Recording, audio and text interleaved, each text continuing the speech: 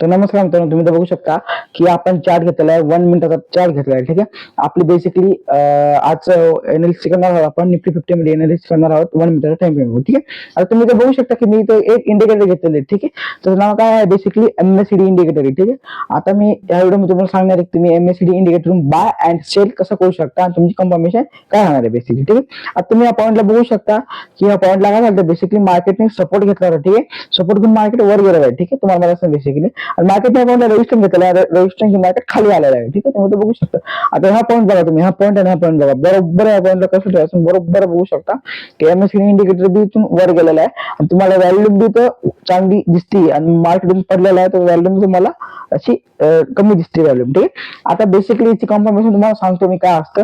आता बेसिकली एक सेटिंग आहे, तुम्ही सेटिंग करा. सगळ्यात पहिले काय करा, तुम्ही इथं जर गेले ना, इथं बेसिकली इथं काय करायचं, इथे एमएससीडी इंडिकेटर क्लिक करायचं. तुम्ही इथं गेले, जस्ट सेकंड आहे, काय होते, ठीक आहे. इथं जर गेलो तुम्ही, त्याची फास्ट लेंथ आहे. ठीक आहे. फास्ट लेंथ आहे ही किती ठेवायची, लक्ष, फास्ट लेंथ आहे ही किती ठेवायची, 14 ठेवा फास्ट लेंथ. ठीक आहे. 14 फास्ट लेंथ ठेवायची. आपण काय करू, बेसिकली 14 फास्ट लेन ठेवून टाकायची. ठीक आहे. Just second.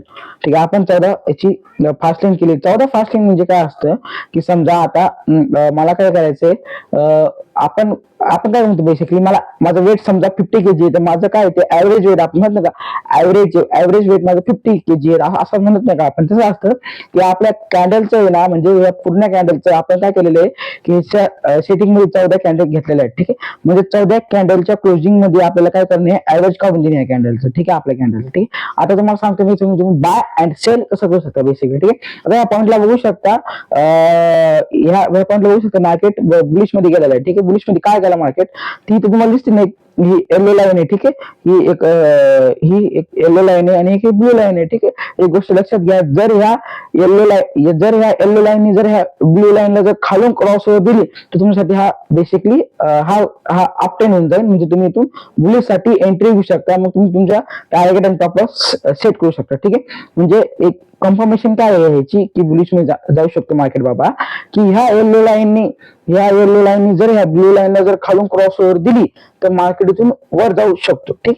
आणि ह्याचाच अपोजिट, जर या ब्लू लाईनला जर ह्या येलो लाईननी जर वरून क्रॉस ओव्हर दिली, तर मार्केट डाऊन ट्रेड मध्ये बेसिकली जाऊ शकतो. ठीक आहे. तुमच्यासाठी काय सांगतो मी की तुम्ही एकाच इंडिकेटरवर नका काम करू. तुम्ही काय करा, आरएसआय इंडिकेटरवर काम करा, एमएससीडी इंडिकेटरवर काम करा. तुम्ही मिक्स कन्फर्मेशन बघा ना, तुम्हाला आरएसआय इंडिकेटर सांगत असेल बुलिशचा पॉईंट, तुम्ही एंट्री घ्या. एमएससीडी इंडिकेटर सांगत असेल बुलिशचा पॉईंट, तर तुम्ही तिथं एंट्री घेऊ शकता. आणि बेसिक आपल्याला काय झाले, सपोर्ट रेजिस्टर बेसिक हे झालेले आपले सपोर्ट रेजिस्टर, तुम्ही ट्रेड करू शकता आणि तिथं चांगला पैसा कमवू शकता मोठा मोठा. ठीक आहे. जर तुम्हाला ट्रेडिंगचा बेसिक ट्रान्सफर करून घ्यायचा असं नाही, हे सांगायचं सबस्क्राईब करा. ठीक आहे ना. धन्यवाद.